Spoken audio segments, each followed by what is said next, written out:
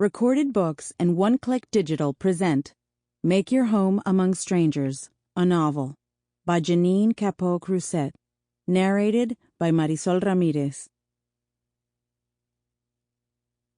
Chapter 1. Canals zigzag across the city I used to call home. Those lines of murky water still run beside and under expressways, now choked by whorls of algae, mostly hydrilla, a well-known invasive, though that's likely the only algae I ever saw growing up in Miami. Even just 10 years ago, before it took over, you could float tangle-free down those waterways from neighborhood to neighborhood, waving to strangers from your inner tube as they would wave back and wonder whether or not you needed rescuing. While they were married, my parents used the canal across from the house they owned until just before I left for college in ways that make my current research group howl. Every Tuesday, at the weekly lab meetings I help our principal investigator run, each of us in the group is supposed to catalog the slow progress we're making toward understanding the demise of coral reef systems everywhere. But being one of the Institute's lab managers means I've been working on this project longer than any of the postdocs or graduate students we hire. So my segment of the meeting has another goal. I try each week to make our PI laugh at least once by revealing, like a prize behind a curtain, some new and highly illegal thing my mom or dad tossed into that canal's water.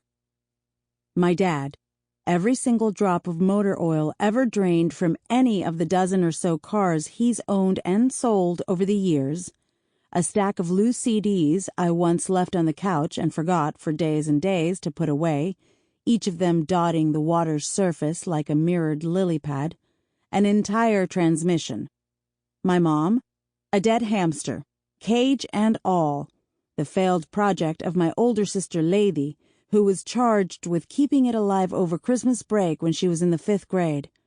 Any obvious junk mail, before I knew to grab the brochures from colleges out of her hands lest she send them sailing from her grip, dried-out watercolors, homemade tape recordings of her own voice, parched hunks of white clay, any and all signs of an attempt to discover some untapped talent she hoped she possessed wound up in the water.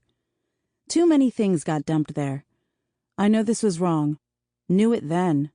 Still, I say to my jaw-dropped colleagues when they ask how we could have behaved so irresponsibly, "What do you want me to tell you?" "I'm sorry," I say, but it's the truth.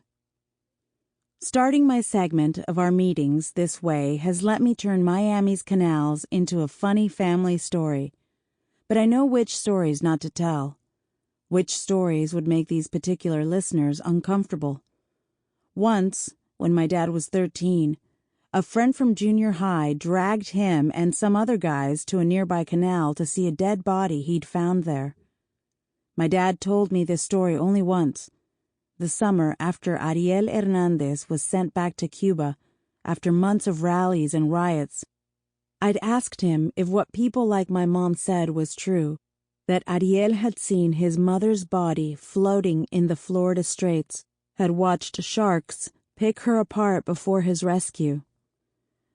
This story was his only answer, so I asked him, "What did you do?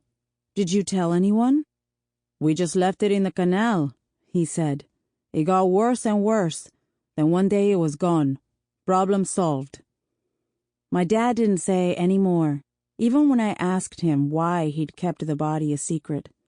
He doesn't have any evidence to prove this actually happened, and there's no verifiable record I can look up to confirm it. But the fact that he's never mentioned it again, that he'll deny this story if I bring it up now, tells me it's true. My dad's canal isn't far from the one in front of our old house. The two waterways are probably connected, and though I don't know exactly how you'd navigate from one to the other, I'm sure it can be done.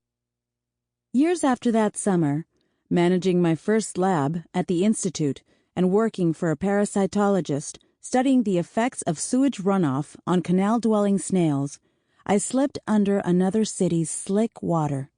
I lost my grip on the concrete shelf lining that particular Sample complete. Ready to continue?